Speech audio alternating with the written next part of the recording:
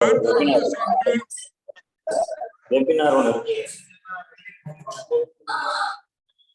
Good evening to all. I am Dr. Rahul Kumar from Center for Peace and Socio-Economic Prosperity in South Asia. Unmute your mic. All the other participants, please unmute your mic. There is disturbance. We are recording. Now, Rahul, start, please. Good evening to all. I am Dr. Rahul Kumar from Center for Peace and Socio-Economic Prosperity in South Asia. This is a non-profit, non-political organization focusing on the academic endeavors. We have been holding such programs from various time to time. Today, we have a very special guest to speak on India, Sri Lanka, and China triangle. This is a very necessary program, and without wasting much time, I hand over to Dr. Syed Ali Ji to please welcome the speaker. Okay, welcome you all who are here. We have just 40 minutes and we cannot waste time in introducing the speaker. I can only say that Colonel Hariharan is a soldier scholar. That is enough for me to introduce him. Anybody who wants to know more about him, please go to the Google bar, put his name there and search all about him. He is a scholar par excellence. He had a wonderful career in Indian Army, and that is behind him, and the scholarship is in front of him, and we all admire his scholarship. He is the authority on India-Sri Lanka affairs, and he watches Sri Lanka very closely. Welcome Colonel Saab to our forum, and without wasting our time, I just like to introduce you the topic. The topic is India, Sri Lanka, and China, the triangle. As you all know, the involvement of China is much in Sri Lanka, and to know about that, we have as our guest speaker today and the chief speaker today, Colonel Hariharan. Over to you, sir. Can you just start? Firstly, thank you, Dr. Syed Mustafa. I am really grateful for inviting me to address this August gathering and discuss issues. Firstly, I would like to say actually we are now poised to enter Cold War version 2.0 because China has emerged as a challenger to the Westphalian concept of Western democracy, which had been under the leadership of US and its Western allies, had been ruling the world on its own terms. And China has made a huge headway under President Xi Jinping, who has emerged as the most powerful leader after Mao Zedong and Deng Xiaoping. He has been recognized as the architect who would realize Chinese dream. What is Chinese dream? We must understand, because that is how the China is calling the shot. We are all reacting, whether it is US, Europe, or Indian Ocean states, including South Asian states or Southeast Asia. All of us are reacting to the initiative taken by Xi Jinping because he has a very clear vision. This vision envisages three things. One is to realize China's whole glory. After it was dominating the culture, global culture, which had a very bad beating, I should say, in the Opium War, when the West made forays into the South China Pacific Sea. China at that time didn't have a navy. So, second one is to bring by 2050 the moderately prosperous society for ordinary man to emerge on par with average US citizens' income. And actually, China is achieving this much earlier because it had been systematically designing the Xi's version of the Chinese Communist Party's goal-oriented vision. It is spelled out on the in the new era he has visualized in 2017 when he was General Secretary and President and the chairman of the Military Commission.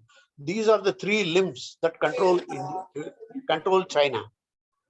So he is able to assert his identity. So we should see India, China, India, Sri Lanka, China through this prism of what is developing in China as it is achieving the centenary goals. I am not, because this is not a seminar about China, but you can look it up. It has been most discussed from 2017 onwards. This has been discussed. As a part of the strategic foray, he has entered with money power and muscle power the South Asian subcontinent and the Indian Ocean Sea. This is very significant because this was the area which was under India's influence. Even Pakistan, which had not been getting along with India, was reactive to Indian strategy. That has been changed now because Xi has cultivated all the countries around India and on the what do you call the Indian Ocean region, that is the coastal countries. All of them have been lent money under the bridge. That is that bridge road initiative. That is an infrastructure initiative, BRI they call it. It is a huge initiative. $40 billion have been spent. In Pakistan itself has emerged as the biggest beneficiary of this investment. So what does China want to achieve? Is domination of the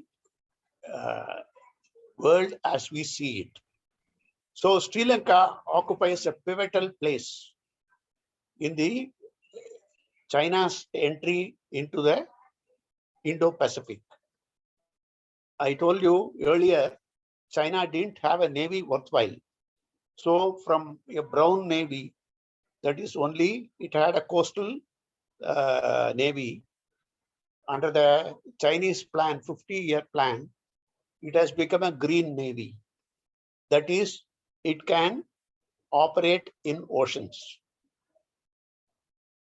And it is moving onwards to become a blue water navy.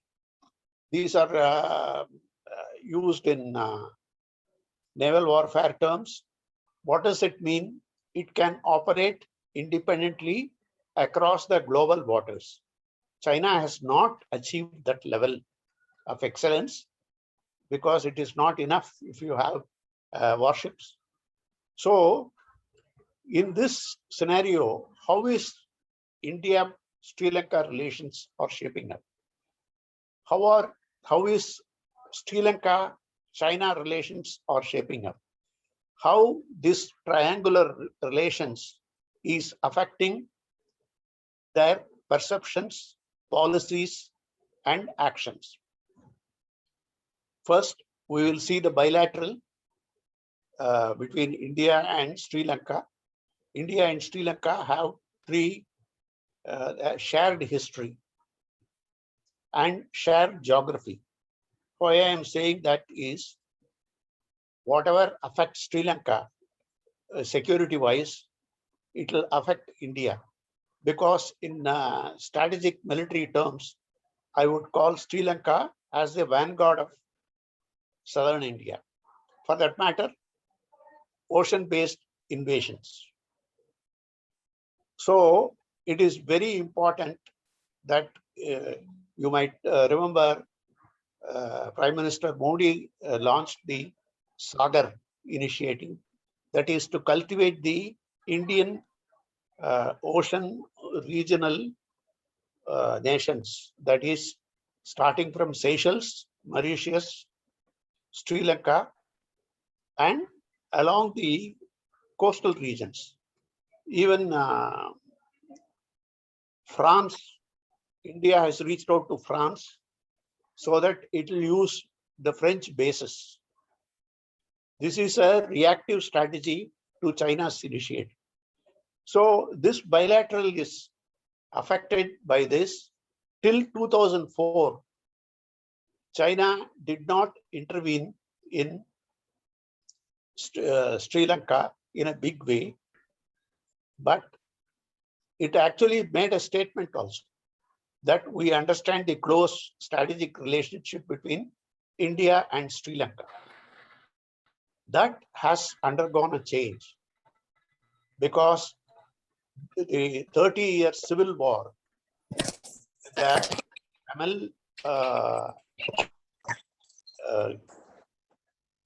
who have been Tamil, Sri Lankan Tamils who formed a minority were denied equitable role in the democracy. They were discriminated. So under the leadership of Prabhakaran, they from 1983 to 2009, there was a prolonged military operation in bits and pieces. So that started in 2006. India did not agree to that, and for political and strategic reasons, India refused to supply arms in any worthwhile manner. So China made an entry using this and fully supported the war.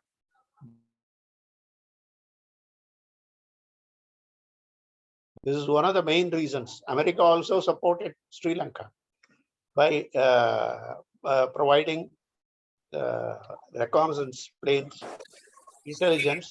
India also supported for its own reason, because in 1987, Indo-Sri Lanka Accord had achieved level of security. So I would say the bilateral relations have been affected by China making a big entry in Sri Lanka.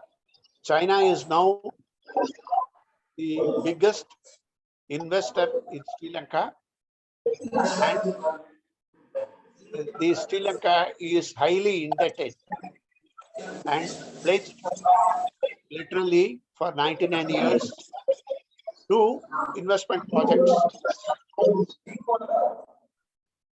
I think there is some interference. So he is under a severe compulsion. Somebody has opened, I think.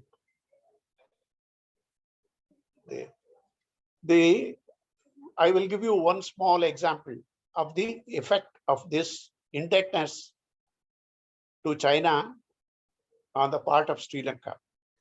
Recently, the President Gotabaya Rajapaksa announced the import of organic fertilizer from China because he had banned inorganic fertilizers and pesticides. What happened when it was first sample was brought, 20,000 tons was imported from China. It was tested. It was found to be not sterile. It had a lot of bacteria which would affect farm cultivation. So Sri Lanka rejected. China refused to accept it and said, your methods are wrong. And now Sri Lanka is paying $7 million. Again, it is importing from the same source, same company. This is how China is twisting the elbow. So China has already established in Colombo port, there are 5 terminals. China is fully established in controlling 3 of the 5 terminals. Now, India and Japan had collaborated to develop one of the east terminal, which was carrier terminal in Colombo port, partially developed. But under pressure from China, India, the Sri Lanka, when the change of government took place in Sri Lanka, President Gotabaya came, that memorandum was abandoned, and China had taken over the development. When India raised objection, they have given another port, Western Carrier Terminal, and it has been given to one of the Indian port developers, Adani Ports, who is a very big port management company, one of the big companies in the world. He has been given. So this is after India raised objection. At every step, China is influencing Sri Lanka's decisions. So how does it affect strategically? Strategically, Sri Lanka and India are too close. Though they may say Hambantota port or Colombo port under Chinese control will not, the Chinese have given a guarantee that it will not affect the relations with India to Sri Lanka. It can totally change the dynamics of the relationship, because 70% of India's carrier based exports are sorted out in Colombo port. Colombo port is one of the biggest 30 ports in the world, and it has got high speed management, and we do not have an equivalent port in India. We wanted to develop some years back in Brijam in Kerala. That locals objected to it. So it went to the court. It is hanging fire. So at every step, they have been under pressure. And every time Sri Lanka has got a huge debt, because China has developed express speedways, 2 harbors, 2 airports. Like this, every year they have to shell out. I agree to shell out. Give me 2 minutes. They have to shell out 1.3 billion of 11 billion economy to as per debt servicing. This is how the relationship is affected. So we are in a new area. I request you to look at it not from the historical perspective, but from the dynamics of this current perspective. I think my time is up. I saw your Dr. Mustafa, you are unmute yourself, please. Yeah, I unmuted, yes. Thank you, sir. Thank you so much. I mean, now we will open to the question, and let me go first because, I am so inquisitive to know many things. We all know that China is in Sri Lanka in a big way, and India, Sri Lanka has its own dynamics, which is, centuries old. Now the situation is that India is now strategically feeling threatened by the Chinese presence in Sri Lanka. Now my question is, what India should do in order to neutralize the Chinese influence in Sri Lanka? That's question number 1. Thank you. I wish I knew the whole answer to this question, but I can guess this. There is no easy answer. because India's biggest trading partner in 2021 is China. So you cannot tell Sri Lanka that do not trade with China. Actually, President Rajapaksa, once when I met him, he told me why India is I met him in 2006 at his invitation. He asked me, Colonel, why is India objecting to Sri Lanka buying the telephone exchanges from China? Actually, BSNL is also importing telephone exchanges from China. So in key areas, both India and Sri Lanka are dependent. So this is a problem with Americans also. It's not neither unique, because when they opened up, they went into big binge because China had the money and America was not having the money when Obama took over. First, the Mrs. Clinton, Hillary Clinton, she flew to China. That was her first foreign visit. She wanted the Chinese to invest in American bonds. This has become, this dependency has to be curtailed. If not, you cannot stop it. We should understand. Because we share a land boundary. Though we are a big country and we have a powerful army, our economy is much smaller. US economy by 2028, people estimate they would Rahul, overtake US. Rahul, yeah, go on. Thank you very much, Dr. Syed, and thank you very much, Colonel Hariharan. It was a really insightful presentation by you. I have a small concern, not a question.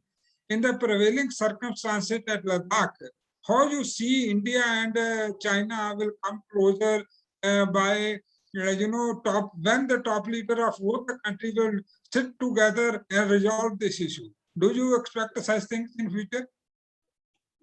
You see, this is like an Indian marriage where you cannot divorce the partner. Traditional marriage, you do not divorce. So India and China are like that. India is a big country. China can't gobble it up. It cannot digest. Similarly, India cannot gobble up China. So what China is doing is it is slowly whittling down Indian influence in wherever Indian presence is there. India's presence, even in Australia is a very good example, where China has had the highest immigrants, biggest trade. China has tried to dominate, shape Australian domestic policy. This is the effect. So in Sri Lanka, it is already affecting the domestic policy.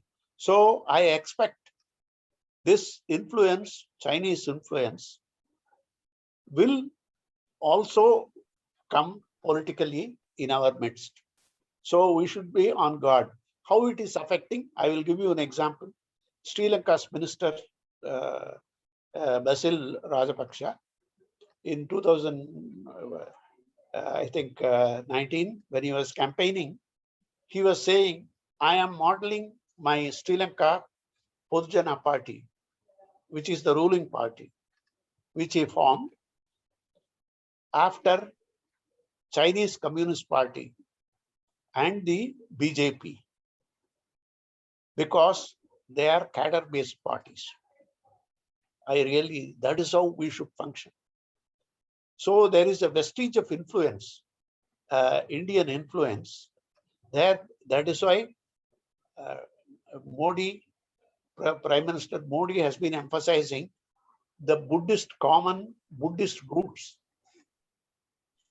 because there is the Sri Lankan government, current government is, you can call it a right-wing government, because it is establishing Buddha Sasana. easily its basic belief.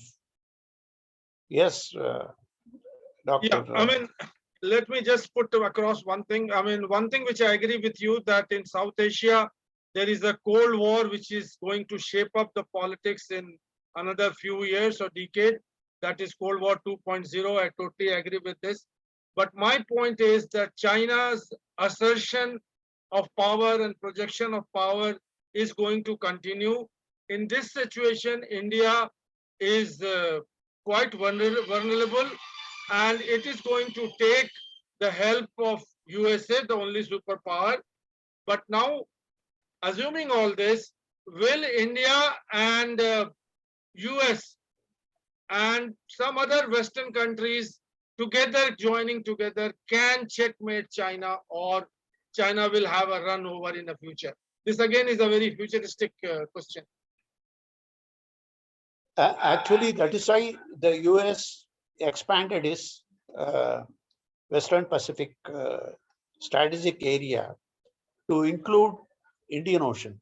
Now that's how Indo-Pacific, the term was coined in Obama's period, because they have realized the India is a big country which cannot be easily twisted by China. And India has got geographically, India dominates 3 choke points, ocean choke points.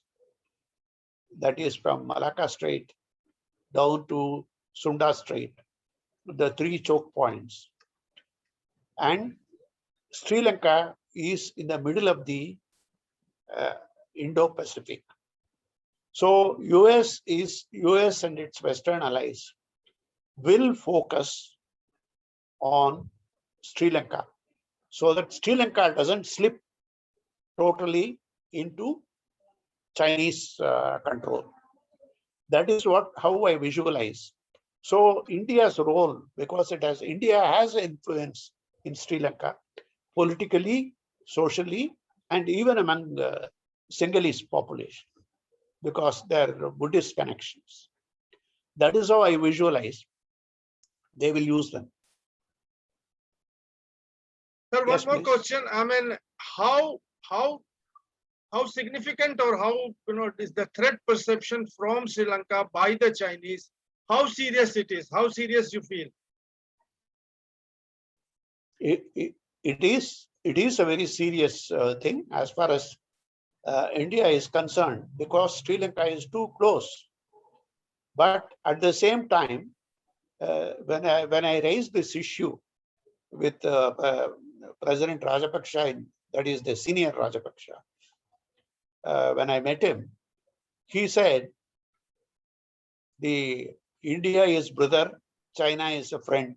You see, you brothers are too close to us, whereas China is 2,000 kilometers away. So when India blocks the choke points, free traffic will not be possible, land-based traffic.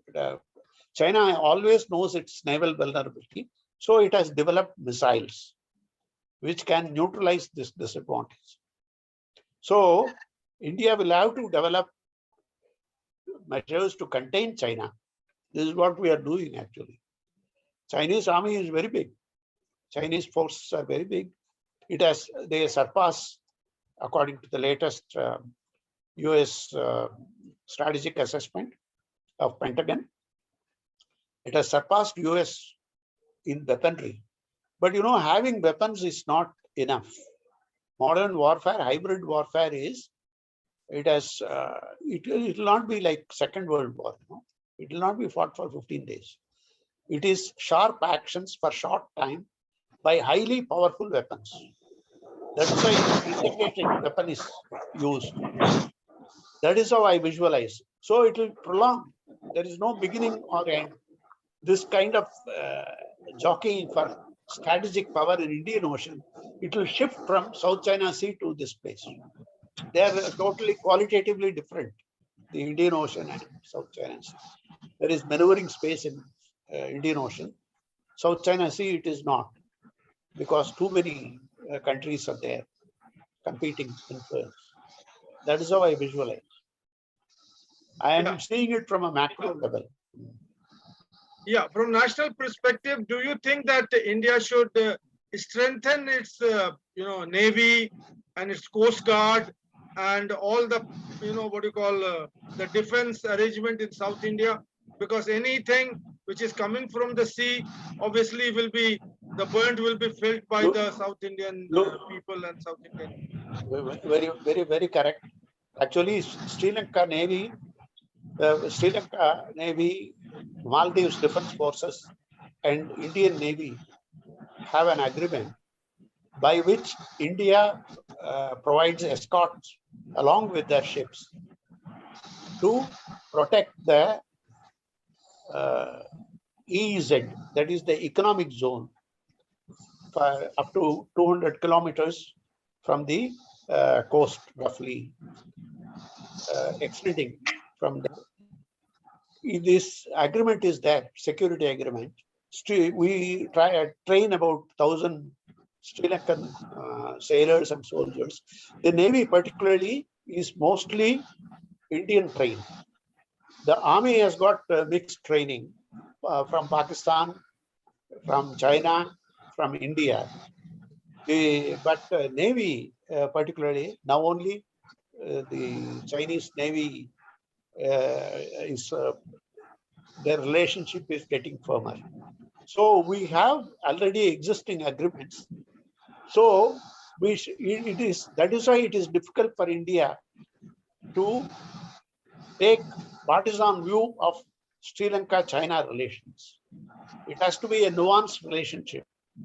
That is how we have to manage, because we neither China can wholly hold Sri Lanka, nor India can. Sri Lanka is in that fortunate position of balancing. This is what the successive presidents are doing in Sri Lanka.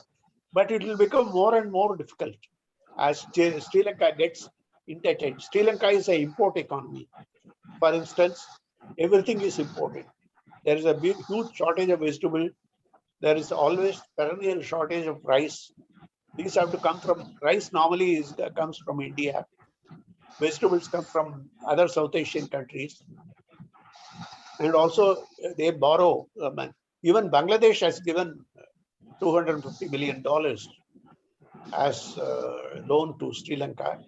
India, of course, has. So now we have very little time. One more question we can accommodate. We will just go out of air in another 3 minutes and 40 seconds. So, I mean, if anybody has to ask, one more question can be accommodated. Short question, short answer, and then we close.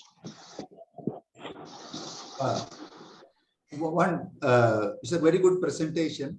I will have to have a small question to the Colonel.